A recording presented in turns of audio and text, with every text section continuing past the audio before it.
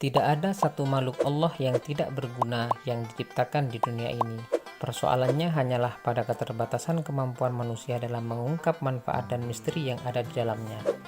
Mari kita perhatikan realitas kehidupan dan fenomena alam berikut ini. Pertama, nyamuk yang diciptakan dengan sayap dan bisa terbang, ternyata justru menjadi makanan cicak dan katak yang tidak dapat terbang. Kedua, di samping makhluk-makhluk berbadan besar seperti gajah dan semisalnya, Allah juga menciptakan makhluk yang super kecil, bahkan yang tidak terlihat oleh mata. Yang ketiga, petir ada yang berpendapat sebagai alat untuk melempar setan, sedangkan dalam pandangan ilmu pengetahuan, hal itu terjadi karena adanya gesekan arus listrik.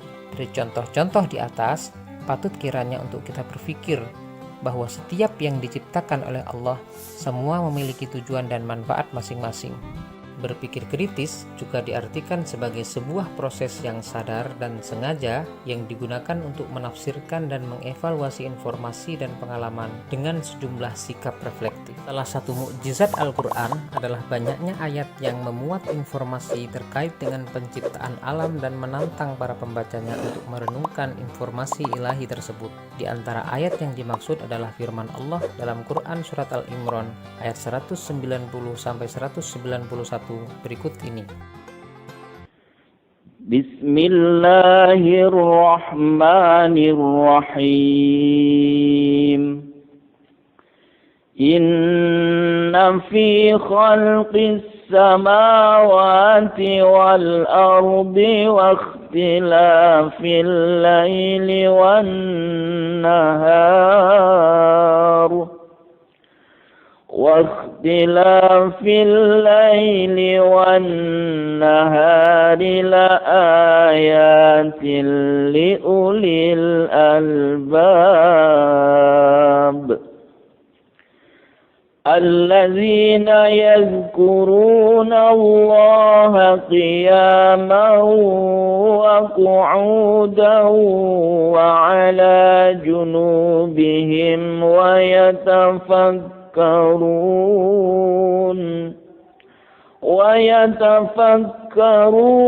في خلق السماوات والأرض ربنا ما خلقت هذا باطلا سبحانك فقنا عذاب النار.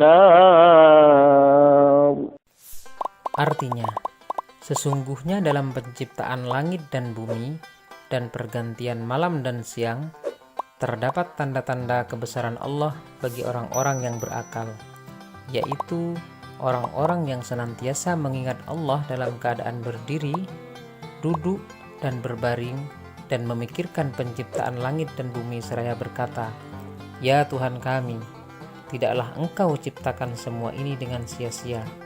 Maha suci Engkau, lindungilah kami dari siksa api neraka." Jadi, berpikir kritis dalam beberapa ayat yang disebutkan oleh Allah dalam Al-Quran adalah memikirkan dan melakukan tadabbur terhadap semua ciptaannya. Dengan demikian, kita sadar betapa Allah adalah Tuhan pencipta yang maha agung, maha pengasih lagi maha penyayang, dan mengantarkan kita menjadi hamba-hamba yang bersyukur. Hamba yang bersyukur selalu beribadah, baik ibadah ritual maupun ibadah sosial, dengan ikhlas.